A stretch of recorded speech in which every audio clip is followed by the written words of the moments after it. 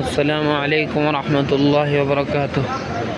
ناظرین، امید ہے کہ آپ خیر و عافیت کے ساتھ ہوں گے ماشاءاللہ۔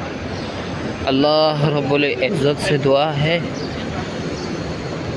اللہ کریم آپ کے ہر جائز حاجات کو پورا فرمائے، آپ کو اپنے گھر کی حاضری نصیب فرمائے۔ جی ہاں ناظرین، بلکہ ایک بات مجھے یاد آ گئی، یہاں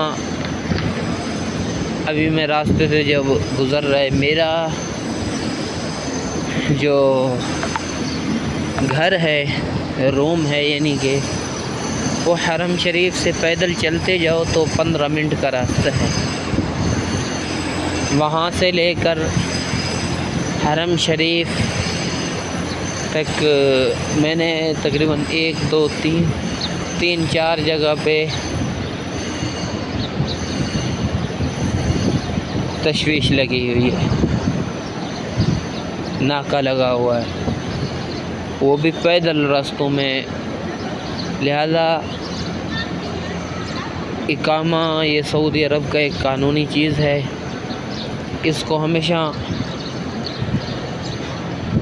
تجدید کیا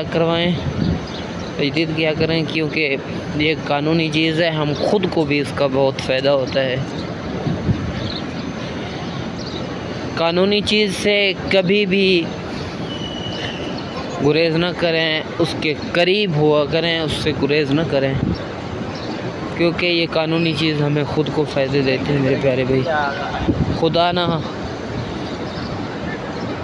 اللہ معاف کرے، ایسا نہ ہو کہ ہم مر جائیں تو ہمارا ولی وارث بھی کوئی نہ بنے۔ یہ پردیس ہے میرے پیارے بھائی، اپنے کاغذات کو پورے کیا کریں۔ ویسے بھی وہ جو میں بتا رہا تھا، اقامے جن کے نہیں ہیں، اقامے تجدید کروا لو۔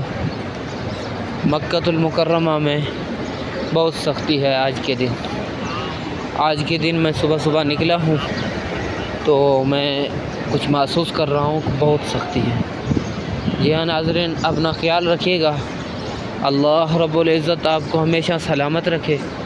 تو انشاءاللہ آج میں جدہ جا رہا ہے، جدہ سے دعا کرنا کہ اللہ رب العزت مجھے خیر و عافیت سے لے کے جائے، تو پھر خیریت کے ساتھ مجھے مکۃ المکرمہ اپنے گھر پہنچا دے۔